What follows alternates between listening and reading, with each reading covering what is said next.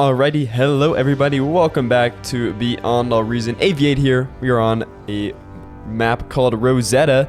Actually, crazy map. It's the one with the fidget spinners in the middle that have 10 metal pouring out of those mech spots in comparison to the 1s and the 2s on the normal side of the map. So crazy map, lots of metal, lots of fun things to fight over. We also have some insanely high level players if we want to just get started looking at the teams. Hello Austin here in the red, well I guess Austin and the Hello Clan playing Cortex. They are the top player on the leaderboards for the small team games and the second place person for large team games. Insanely good player. Gonna be going with some solar collectors here. The wind speed is pretty low, low of 10, low of 0, high of 10. So solar collectors probably for everybody. Few mexes going for bots there. Solid start, of course. For their supporting player on the top spot, we have Pro High Gain. Gonna be in the yellow here. Also playing Cortex, also going bots and solar collectors. Just makes sense. Haven't looked up their stats on the leaderboard, but they seem like a pretty decent player. I'd imagine 51 TS, nothing to scoff at. 58 for Austin, if I didn't mention that. So high TS, again, start of the season or nearer to the start of the season. So those TS numbers are going to be tend to be inflated or deflated, just depending on how that person is doing early on, whether they're coming back, how rested they are, etc. For the top player on the cool color team, we have Narnuk in the blue here playing Cortex, also going bots.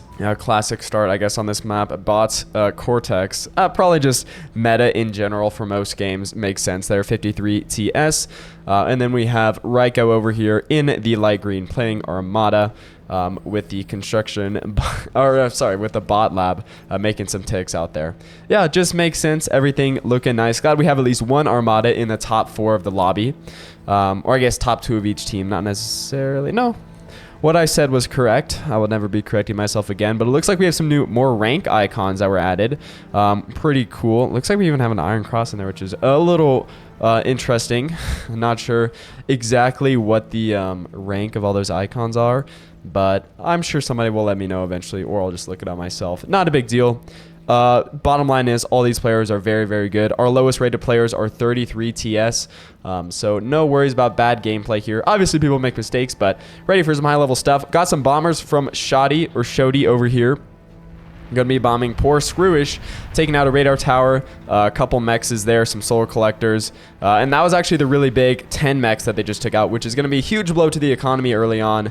That 10 metal is just an insane mech spot, and it's going to be where the focus of the fighting today is, I imagine. Again, I have not looked at this game. I've started looking at the games less because I think it makes the commentary a little bit more interesting, and then I can always edit in things that I miss. So it's a win-win for everybody, right? One bomber does get taken out there, but another good bomb on Narnuk's base. So the cool color team's going to be a little bit on the back foot here, getting their bases kind of raided by these bombers. I don't know if the bombers were buffed, but taking out solar collectors in one hit or 1 or 2 hits seems to be really, really good for a bomber. So again, not sure if those got buffed or maybe I'm just misremembering. But yeah, some pretty good hits from those bombers for sure. We do have a little push here by Trash Panda in the purple from the great state of Britain in the American Empire. Yeah, their grunts getting a little bit wrecked there. I guess we can lower our point of view. Yeah, the double team from God Hates Cowards, who's returning from last video, and Austin is a little rough there. God Hates Cowards, I think they dropped like 10 or 5 TS points. So you can just see, you know, with the instability from the new season, people drop and gain points really, really quickly. So, you know, Austin and Narnuk aren't necessarily the best players for their teams, but you know, just something to keep in mind. They're probably very, very good though, right? Shuriken's out here from Shoddy. Shoddy seems to be their air player for the warm color team, and then I believe Blossom is going to be the cool color player's air player. So Armada going for air. It's pretty interesting. I think they were the air player. I just saw in the pre-game chat, they were talking about air strategies, whether to go bombers, stuff like that. So I might be wrong on that. If so, I can always just correct myself. Yeah, advanced bot lab already going up for Spreezy. 4.5 minutes in the game. Nice, quick T2 bot lab. Not sure about the other players. Yeah, and then we also have one for Nims in the brown there, who they actually tried to kick, or maybe that's in the future. Okay, so I did see a little bit of this game. I was just seeing how the map played out generally, but no specifics, you know. Okay, so Tix, yeah, getting paralyzed there. Makes sense. Little run bys trying to happen here on some of these Ford Maxes. Not quite being super successful there. Looks like we do have a commander going down here. Looks like it is LSR's commander. LSR, that's someone I have not seen in a long time. They used to be like top of the leaderboards. Not sure how they're faring now. Oh, but it was actually a double death with LSR and Narnook. So it looks commander. So it looks like they still got it. I know they used to make videos as well, like guides, which is really helpful because they're actually decent. So like me making guides is not something I do because you know, I don't play the game at a high level, so it doesn't make sense. But yeah, LSR making guides, I think those guides are very highly regarded. So yeah, if you just look up like LOL Steamroller, which is what it stands for, their channel should come up. Okay, so Austin here in the red, and I'll try to put in the description if I remember, which I might not. Taking out some Chisado's ticks here. Chisado also a fantastic player, but again, only 39 TS. Very, very good in free-for-all. Not sure how they're faring this season exactly. Looks like the warm-colored team is even getting some snipes in just with some regular units. Some grunts making it past Skarush's base. Not sure why they're not going for the solar collectors there. I guess they're going for the back line, but they are getting steadily taken down there. Pretty intense battle down here in the south. God Hates Cowards and Trash Panda going at it with some rocket bots. Those grunts, yeah, not able to get anything. They did get one mex, two mexes. Okay, that's not bad. That's not bad at all. So I guess it does make sense to just go further along in this case. Yeah, down to one grunt with like 5% health, 15% health. Probably not going to be grabbing anything else. T2 mex is already coming up for Blossom. Yeah, okay, so Blossom is the air player. Already making an air transport. Sorry. Sometimes it's like I don't even speak English. Another mex grab for the grunt. So that's 3 mexes for 2 grunts is pretty good. I guess more, you know, but only 2 managed to do any damage, it looked like. Yeah, so a little bit of a late air start, especially I think as Armada. That actually makes sense. Armada's T1 air, not great, but T2 air is fantastic because you have the atom bomber. But yeah, with Cortex's T1 shurikens, you're never really going to win the air war. But also, you have to think, a little bit of a push here by pawns from Raiko. You have to think that you want to be contesting those shurikens as the Armada air player. So maybe early fighters is a better play than late fighters. I'm not entirely sure. I'm sure there's a lot of theories out there, or a decent amount. But my personal one, I think the T2 air makes sense, especially in this case. Not a lot of shurikens were made by Shoddy. So I think the late air makes sense. And speaking of them, they still have the T1 aircraft plant. Like, yeah, they have 3 shurikens here. I'm sure they have some others somewhere else. And honestly, shurikens can be taken out mostly by missile trucks, which used to be in the meta. I don't think they are anymore. I haven't seen a missile truck in a decent amount of time, or at least in force. It looks like it's mostly these rocket bots now. Jazz Cash, also a fantastic player that I haven't seen in a while.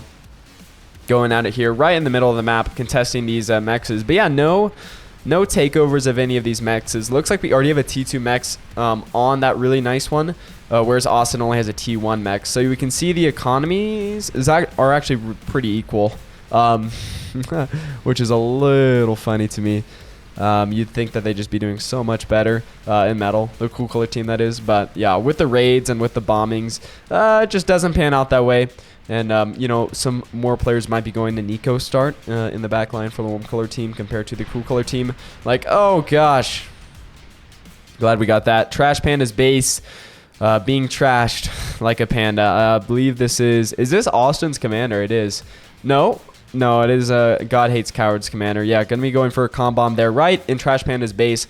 Going to be taking the economy of the cool color team for a little bit. Yeah, Trash is in the Stone Age. So true. They have a laser tower and a mech. So it's looking not good for them, especially in the southern front. God Hates Cowards doing their best, but Spreezy is out now on the defense. Maybe even the attack with some T2 hounds out here at 9 minutes.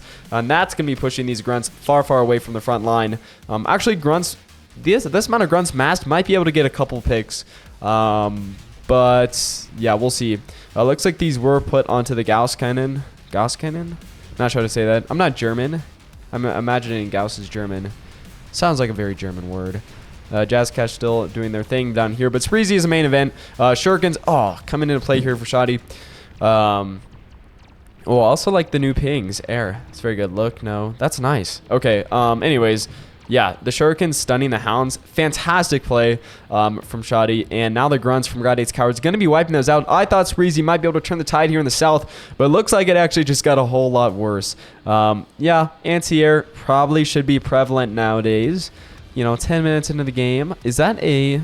What am I looking at here? Okay, just a reactor. Yeah, the Shuriken play was really, really rough.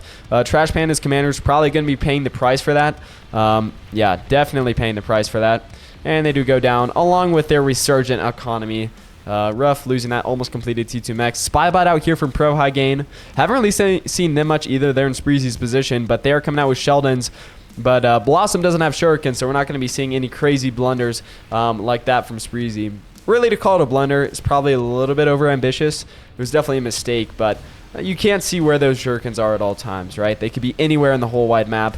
It's just unfortunately that they landed where your T2 units were. All right, got a little bit of contestation going up in the north here. Malady versus Emmer. Looks like Hounds versus Sheldons. The classic matchup of long-range mobile artillery. Is artillery the right word? I would say it is. If I call them artillery, that means that I get to say that they're really cool because artillery is based. 3 spy bots out here for Pro High Gain. Maybe they're looking for reactors or maybe just for another stun without shurikens. Not entirely sure, but they're a threat. You know, they're present. And they also just give vision too. Just make sure you keep him a little bit away from the enemy units. Otherwise, yeah, they're going to be spotted if you get too close. Or if they, I don't think anybody has detection. It doesn't look like over here.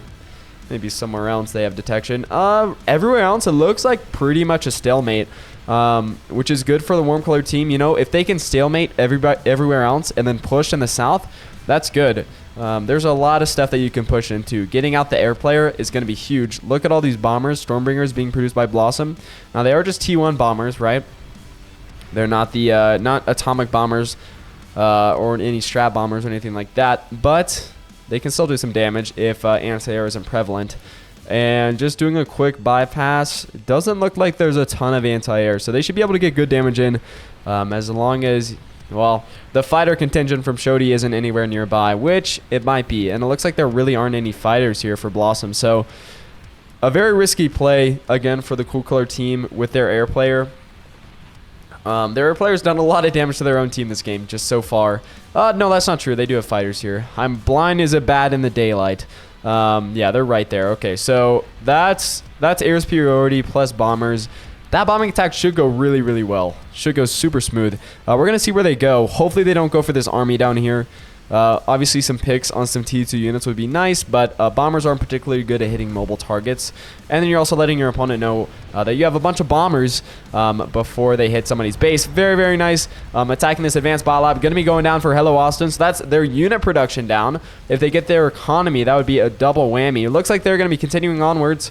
Getting that advanced geo would be super nice, but decide not to go for it. Instead of going for the mechs fields down here, not grabbing a single one. Yeah, unfortunately, these, yeah, again, there are T1 bombers, and they didn't even... One bomber on those construction turrets would light that stuff up. Try to keep an eye on the southern push there. Just keep an eye on the minimap for me and see how far they go. This bomber push looks like it is dying out. Yeah, they all clumped up on the flat gun, which is basically what you shouldn't do. Bomber 101, don't group up on the flat gun. They got some good damage done on Shody's base. The enemy air player, hopefully stopping them from outproducing an air for a little bit at least. It looks like they're even going farther north for Nims' base. But yeah, Spreezy's on the down and outs here, looks like, as is Porchizato. Their base just getting cut up by some Fiends and Grunts. And yeah. Say RIP to the advanced solar collectors, to their T2 mexes, to their unit production. Yeah, a lot of important things back there going down. Reactor or geothermal power plant producer going down here for our poor guy Spreezy. Chisato, of course, leaving the game early, being the troll they are. That was maybe needlessly derogatory, but they're a character. They're a funny cat. Anyways, Pro Gang coming in here on Blossom's base. Yeah, it's looking really, really, really rough for the Cool Color team early on. In terms of economy, it's actually... okay, yeah, it's hard to say without seeing the reclaim. But it looks like it's not actually that bad for for the Cool Color team. It could be way worse is what I'm trying to say. Spreezy's given a lot of responsibility here, taking Chisaldo's base. Hopefully they can try to hold this. You definitely don't want to lose any more T2 mexes. And also you got this pretty nice position with the Rattlesnake. Shody wants to resign, which is, yeah, I guess just showing you how morale affects the game, and also just how, you know, stuff going on down here that's good for your team doesn't necessarily affect you over here when you get bombed to shreds, right? So it's always interesting how those games go. But it's now a 7v8 in favor of the warm color team. Gunship's out here for Blossom. Blossom's an interesting character. I don't think I've seen them play before, but just looking at their strategies, very unorthodox. Banshee's not seen as a good unit, maybe for some light raiding. But again, I tend to think that bombers do the job of gunships much, much better. They can get in and out, do quick bursts of damage without having to loiter in the area and get shot down. So yeah, gunships, interesting play. The bomber play was really, really solid. I think they could have chosen their targets a little bit better, but it's always, you know, you're in the moment. It's always difficult. And sometimes the bombers haven't reloaded and you don't want to have to turn them around because they're super slow. And when you're getting hit by anti-air, every second counts. All right, so we do have T3 Marauders out here for NEMS. So unfortunately, those bombers weren't able to hit the production hard enough for NEMS for them not to be able to produce these T3 Marauders every, what, like 10 seconds? 20 seconds probably, which is going to be super, super bad for the North here. They were doing pretty well. I could see them slowly pushing along the edge of this map. They got around here, but not going to be enough. They have to worry about these Marauders. Now, Marauders, of course, even though they are T3 unit, they aren't the best unit in the game. They're actually the worst T3 unit, and especially on a map with no water, you know, they tend to make less sense than, of course, your regular Isthmus maps, right? But they're still a good unit, right? They're fast. They hit decently hard. They have some light anti-air. They kind of got it all, right? And it's a good, like, kind of T2.5 unit, if you want to think about it that way. You know, you have your gantry up, and you're still using it, but it's not for the most effective units, right? So they're just going to be loitering around here, probably just gathering up forces. They definitely don't want to go toe-to-toe with all these welders and Sheldons right off the bat, but honestly, they might be able to take them now, or a good flank down here. There's nothing really down there, except the commander, which is the T3 unit's bane of existence, right? Cloak commander, so scary. Yeah, these gunships, I don't get it. They have 9, and they've gotten 23 kills, which is actually more than I expected. It's actually not bad. Maybe they got buffed, or I've just been underestimating them. That could be worse. Obviously, those kills are grunts, right? But still, T1 on T1 unit violence. Maybe not the worst thing in the world. But would those gunships have been better served as bombers? You know, who's to say? It's me. I'm to say. I think so. But, you know, not bad. Not bad. The Scorpion getting some good damage on that Marauder there. So one Marauder sneaking through. Very, very low on health. Actually just going to be trying to go back home and get repaired. Probably not going to, yeah. Not going to see the light of day there. But it's definitely stabilizing for the Cool Color team. Yeah, this is why one of the reasons I chose this game. Just looking at the awards, which is typically how I judge whether a game tended to go okay. That and the length. Looks like a pretty good back and forth game here. So Cool Color team managed to recover. Spreezy's going to be very, very crunched on micro. So when God Hates Coward starts going in, along with probably Austin and High Gain maybe, that's going to be rough because they have this whole front to cover. So I think, yeah, Screwish coming down here is a really good idea. They just need to be supported by the other members of their team because even if you're the best player in the world, micro is a finite resource. You know, maybe not for StarCraft 2 players, but for beyond a reason plebeians or plebeians, it definitely is, right? We have some really top tier players, but nobody's going to be the best if money's not involved, which it isn't right now. And I don't really mind that. You know, competition, save that for the real sports. Video games can just be laid back. Okay, yeah, looks like we do have a Persecutor out here, getting some kills. Not bad. You know what? It doesn't take up anything sitting there. Obviously, I think defenses don't tend to be as good as attacking units, right? But, you know, Persecutors are one of the decent ones. Definitely decent T2 artillery. Can make an opponent back off or can make an opponent attack you, just depending how strong they feel. Gantry coming up here right on the front line for Malady. As soon as this warm-colored attack is coming in, is really, really rough time for it to be coming up there. I would just scrap it and save my losses. this Razorback, if that gets in the line here with all the Sheldons and sharpshooter pawns, that's going to be rough. That's going to be huge carnage. Obviously, the grunts are getting eaten up here, right? That's a no-brainer. But the other stuff coming in might be a bit of a problem. Yeah, Razorbacks, some Marauders coming in on the very far north. Not looking too hot for green or light blue here. Yeah, that gantry, oh, it's already taking damage, guys. Thankfully, the Razorback is going farther north, so it's missing the gantry. It is hitting the reactor, though. Those Marauders might go down if that reactor explodes. Yeah, okay, so one did go down. Razorback went down, another Marauder went down. So a reactor for a Razorback and Marauder, not a good trade, but it could be worse. Although this gantry might be going down anyways. Nope. Looks like it's still up there. A very spirited defense by Raiko. Fantastic micro. Fantastic just holding on. And maybe this gantry wasn't such a bad idea after all. That cataphract picture's new. That looks super sick. Makes them look like a good unit. Hopefully they got buffed along with the new picture. Otherwise, nobody's going to be making them. They're so slow and they do no damage. Oh, man. They need the behemoth treatment. You know, maybe just like lean into their strength, which is should be doing continual damage, and then their weakness, which is being slow. So that's typically the game design philosophy that I've heard works pretty well. If you, in terms of like nerfing or buffing things, you lean into the strengths, even if you nerf them. So they still have a role, right? Because if you increase their speed, they're no longer really a tank because they're as fast as a regular. Anyways, enough diatribes. Who cares? I'm not a game designer. I just read some things. And when has reading done anybody any good? Okay, sharpshooters and spybot. No, just 2 sharpshooters, sorry. From LSR. Yeah, quite close on the front line there, but it looks like they will be defended by some pawns. Very nice. Sharpshooters can get a lot of damage in. These ones already have 16 kills for 4 of them, which is not bad at all. Okay, well, one just go down. Rip, homie. He was a brave soldier till the last. But look how much this is stabilized, man. I think part of that is the Cool Color team being goated, especially Spreezy, and Raiko. But I think the other part is I think the Warm Color team wasn't as aggressive as they maybe should have been. Like God 8's Cowards has just been building up with Shivas and stuff here, which again, not a bad idea. There's a lot of units here, and even though they are T2,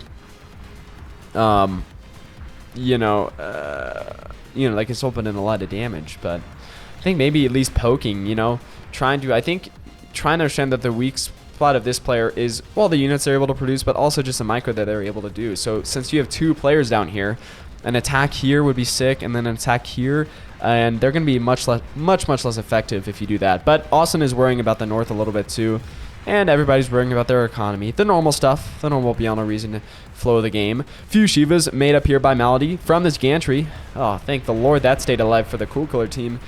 Might have been over for that northern front if it didn't. That's super sick.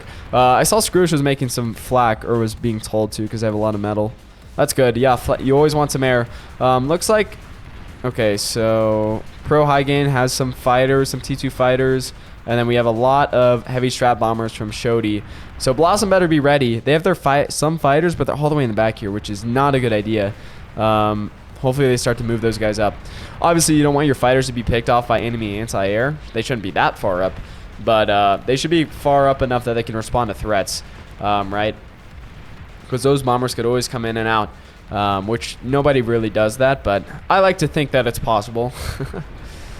It's a little inefficient, but if somebody's playing like this with their fighters super defensive, or that's not even defensive, it's more just like not ideal. I think it could be a viable strat.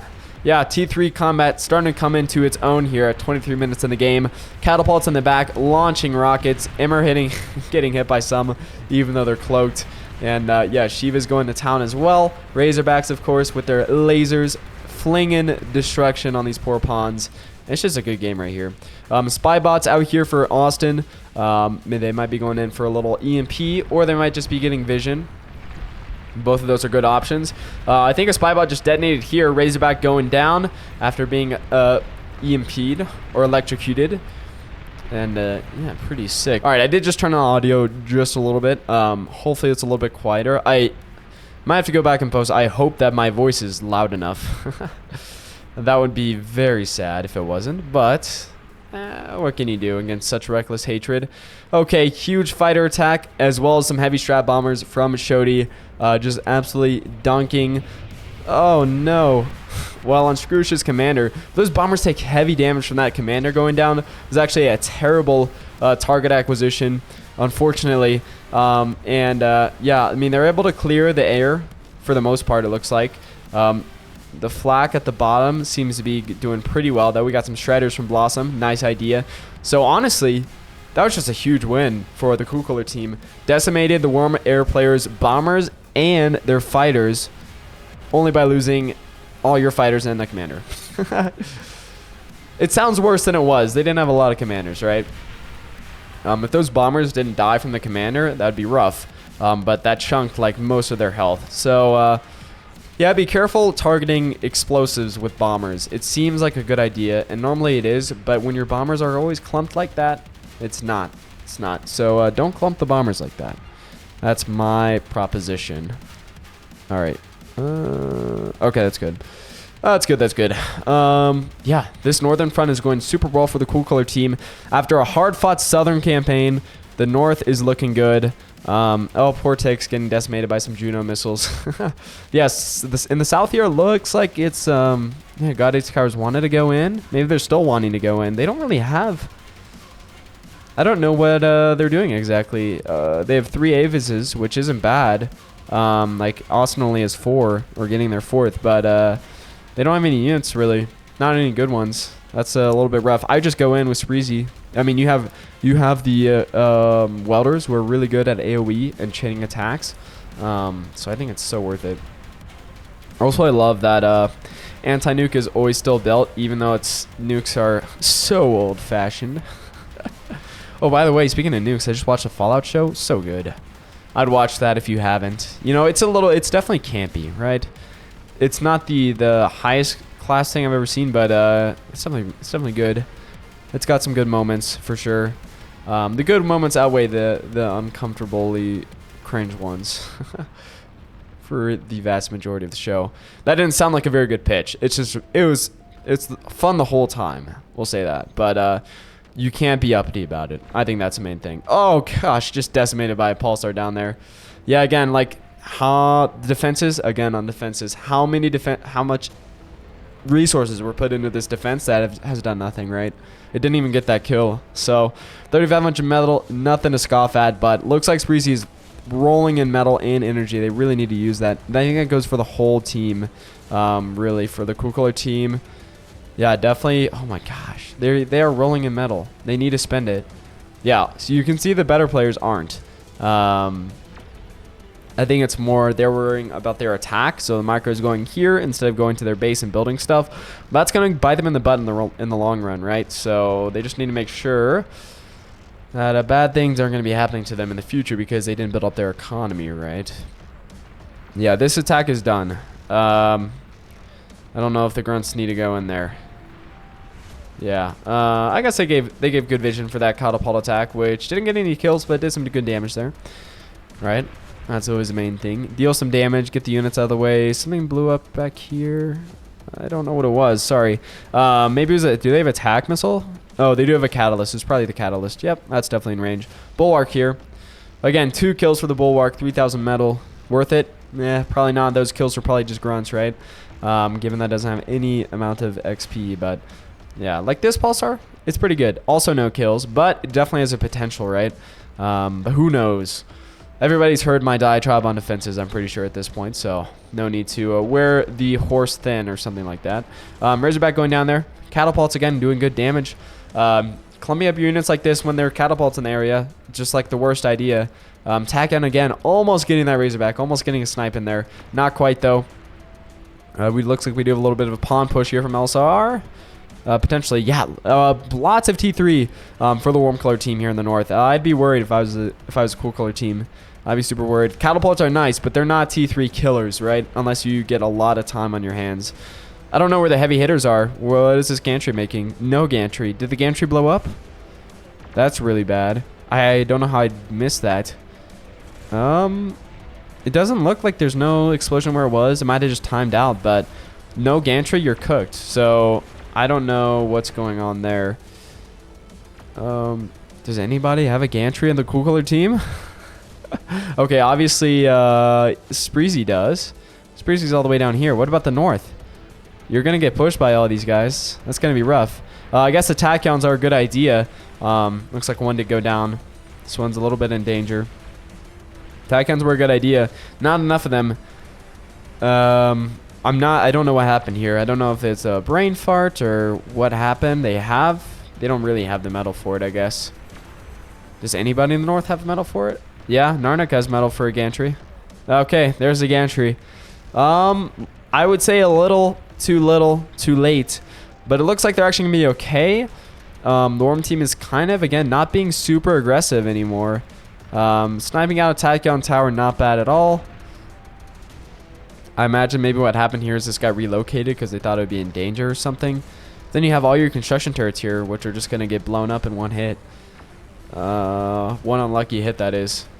Okay, well, I think we also have some long-range artillery, I saw. Or no, I'm tripping. Need to be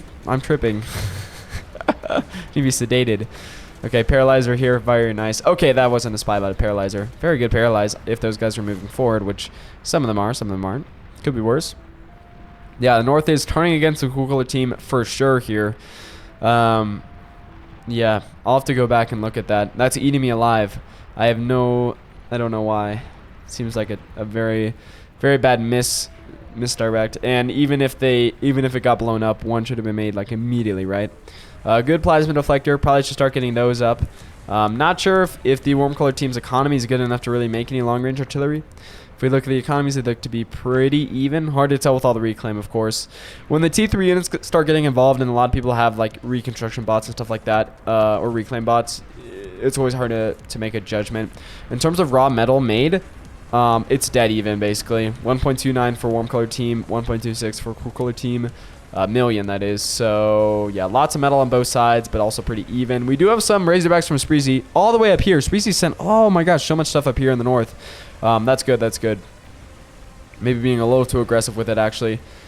Although you definitely don't want it sitting around. It's always a hard decision to make, but you're pushing into enemy territory with some long-range units like Shivas and Catapults, which are good at dealing damage from far away while you can't respond. Razorbacks are not known for their range, but getting a couple kills there on some T3 mechs, now's the time to pull back while your guys are low.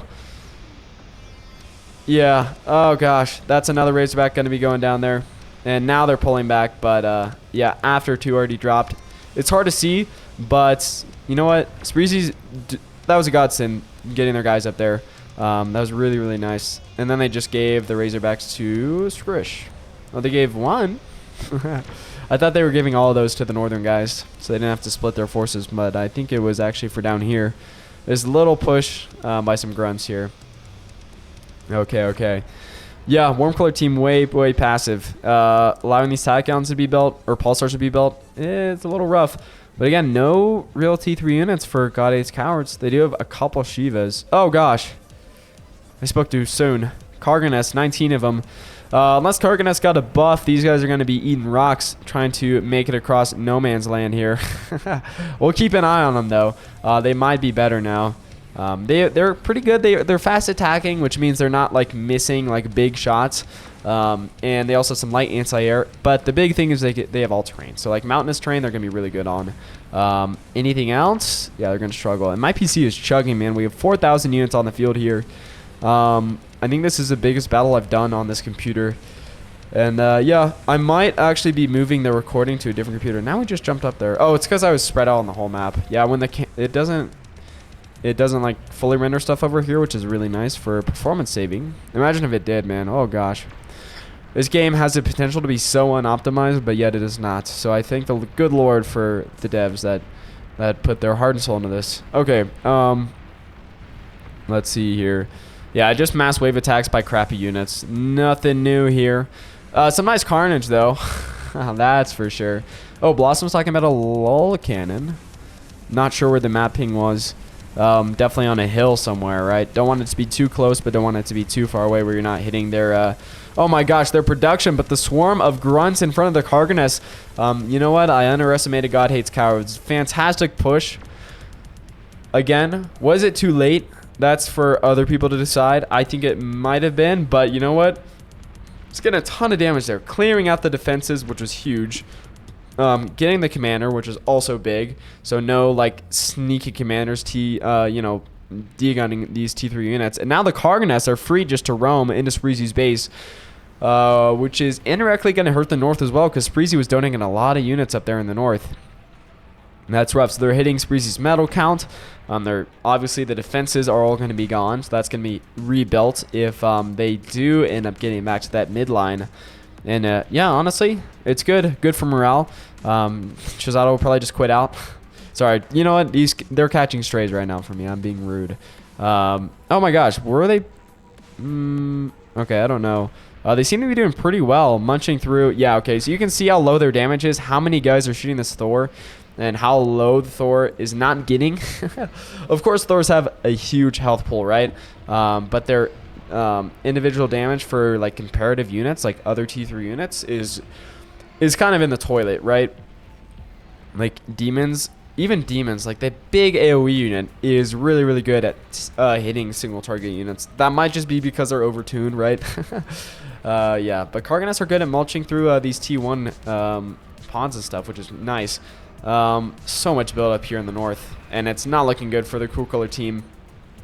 Yeah, Cool Color team came back for a bit. Will they be able to come back from this, though? This is looking rough. Geothermal going down. Thankfully taking out the thing that took it out, the Razorback. Thor getting some good damage in here, but yeah, Thor's also not the best single target damager in the world, right? It is a nice chunky unit for some defense there. Oh, I see the Lol Cannon coming up here. On the low ground, really not good position. Calamity on the high ground. That's where I kind of would have expected the Cool Color team to put theirs. But they do have the head start on making it, right? So that is 26% done compared to the Calamity, which is 34%, so I actually lied. Warm Color team also has the W on the Lol Cannon. And, oh my gosh, Hailstorms for days here from Shodi. Will these guys actually be able to do any damage, though? Or they get killed by one commander again. Oh, gosh. That's Spreezy's base down. Of course, killing all the Hailstorms in the process, but so worth it. The other bombers didn't manage to make it over to Skrush's base, so nice flak there. Some good flak for Spreezy. Really could have been a game ender for those bombers, but not made, so Spreezy's gone. That's rough. Yeah, the flak was very, very good. They don't even have, like... Okay, they have a lot of flak units, I should say. Okay, so it's good flak. It's good flak. It's too bad the flak curved this way and not over here. But what are you going to do? Yeah, that's Spreezy out, basically. They had a good run. They did end up leaving the game. Kind of fair. They didn't have anything. And now this is Raiko stuff, and Raiko's probably just going to be trying to put up a defense here. Oh, gosh, even some pawns are getting around and doing some stuff. But, oh, gosh, the Roughnecks, T2 gunships putting in work there, finally. Oh, sorry, I had my mic. Okay, it's looking real bad, guys. Looking real bad. Not much to say there, although this front line is looking gorgeous. Can I take a screenshot here? Is this allowed? I'll allow it. There we go. Oh my gosh. That is a beautiful game there. Goodness, yeah. Beyond Reason, really, really pretty if you enjoyed Destruction. Demons out here from Skrush, putting in the work, cleaning up other stuff. Which there's one back here, because there's a lone Cargoneth who might be getting himself in some trouble there. Who knows? Who knows? We'll keep an eye on them from a distance. But the main push here from the Cool Color team, they're definitely down in economy now by a couple hundred metal at least, which is pretty significant. Although their Lol Cannon is activated, the Calamity for the Warm Color team is not. This guy's got to put in a lot of work, and they better have the energy for this. They looks like it put in some work against Emmer's base. Not enough. It's hitting strays. Yeah, a couple hitting the shield, but not enough. It needs to just target here. Just, you need to be hitting something. They can't see over there, though, I imagine. That's kind of rough. 69 kills, 78, 81.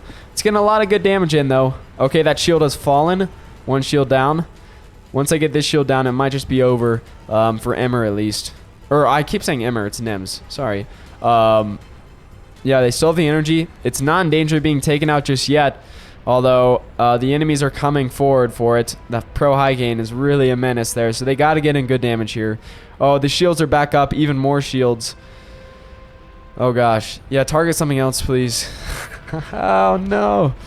Oh, no. You get the log cannon up first, and it doesn't even work.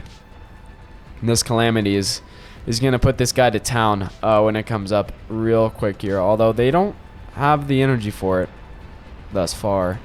Yeah, Austin's going to have to get energy donated. Otherwise, it's not going to work. And they are not even targeting the other log cannon, which is a little weird. I guess, yeah. Oh, no. It makes sense. Going for the reactors, that's how you make it shoot. So, ignore me being an idiot. I think this is actually a fine play. They'll melt through those shields real quick there. And there go. Ooh, nope. There's some stuff. A lot of construction turrets. No, they didn't get the reactors, though. I think they thought they did.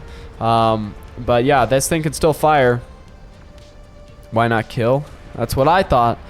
But I changed my mind. Okay, now the Calamity's going for it. Although the Calamity is getting mulched. Uh-oh. Down to 60% health from the enemy log cannon. Who's can stay up? They're down to 81. I think it might be over for the Calamity. Oh, gets paralyzed too. Nice job there. I think that was from the launchable EMP strike there. That's good. Good games. Yeah, Calamity get me going down there. Goodness gracious. The fact that this thing is still up when they're losing the front this badly is rough. Yeah, not aggressive enough for the warm colored team. Oh, my. Not sure what that is. Okay, they were all given away. Looks like Shodi left the game. Okay. Definitely not over yet, but losing this is rough. Good that he saw I was dead. Like, look how many shields they have. I mean, that's bad. That's bad for the log cannon. You got to get quick kills with this thing. And, yeah, these shields is not how to get a quick kill. Oh, taking out some fighters there even with the shield bounces. Oh, so many fighters. Goodness gracious, man. Yeah, you got to love the destructive power of the Ragnarok.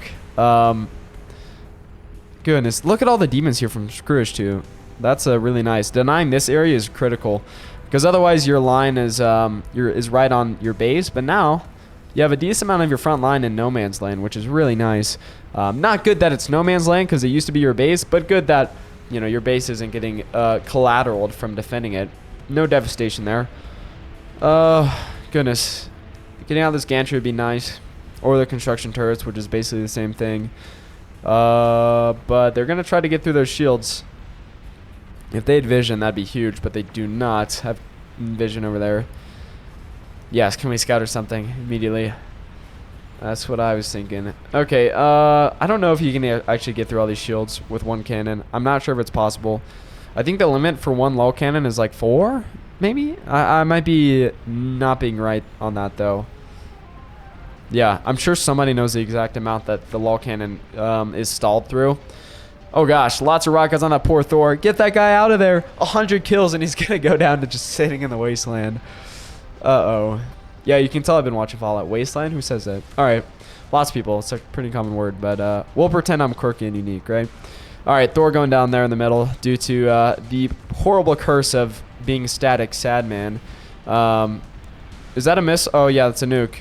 The nuke's interesting when anti-nuke should be up for like 20 minutes ago. But you never know. You can catch people unawares. Oh, my gosh. Right there, no anti-nuke, hitting a lot of those units. Again, nukes aren't good at single target damage, but hey, they got some good damage in anyways. That's nice. That was a good nuke hit. More nukes. Maybe not the play, really, because they'll just anti-nuke that real soon. But, oh gosh. The Ragnarok finally finding some decent targets here. Lots of dragons are here for pro high gain. That's rough because dragons got buffed, and they're a decent threat now. So those demons better watch out, even though they do have light anti-air. Not sure how they fare against dragons. Probably really poorly. Okay. Yeah, Juno missiles hitting there, but no Ragnarok strikes. Yeah, this Ragnarok is hitting a whole lot of nothing. Oh, that's so rough. Yeah, 30,000 energy down the drain. Not good. Well, and the whole cost of building it. And this is like your super weapon, right? This is how they're going to win the game if they win. So they need that to be focusing on something decent and not this. This is real bad. Yeah, dragons just going to be trying to fly down the south. See how quick. Oh, gosh. Okay. Yeah, demons trying to get over there. Yeah, you can see their anti-air is real bad. It's like 3 hits for a T2 fighter or something. So, yeah, against dragons, might be upwards of 10 minutes. Oh, yeah. Once dragons hit Blossom's base, I think it's GG probably. Flak doesn't really kill dragon. That's very true. I mean, it's not doing bad. Yeah, it's doing bad damage. Yeah, no, it is. It's good for AoE. Good for literally everything but dragons. Basically. Oh my gosh. Yep. That's GG. Real rough. Real rough. Spreezy's still in the game pinging stuff. That's awesome. Okay, way to be a team player. Oh, nuke there. I don't know if that was worth it. I mean, the base was going to go down anyways, I guess, so might as well get some damage in on these guys. Or is that an enemy nuke? Honestly, it could be construed as either one. I think it was a friendly nuke. Behemoth out here now. Yeah, I don't know. 2 behemoths, actually. Yeah, Spreezy's actually been kind of the underrated GOAT here. I haven't really talked about them that much, but they're putting in the work down the south, but unfortunately the dragons were too good. They did go down though eventually, right? They were pretty badly hit after the nuke, so I think the nuke was definitely worth it then. That was a good play. I would not have thought of that, and it's good that Blossom didn't rage after the nuke, because you know I could see it. Oh my, so many atomic bombers. What are they doing back here? What? There's 20 atomic bombers. Oh gosh. Okay, those need. If please tell me this Blossom spreads them out. Oh, they're going back home? Why? No, don't atomically bomb pawns, please. Oh my gosh, why? You're just hurting your own bombers. Stop. Lit. Yeah? That's what, dude. Oh my gosh. Or not dude, you know. No, dude's fine. Dude is gender neutral in my vocabulary. What? Please get the bombers over where they're needed. That's crazy.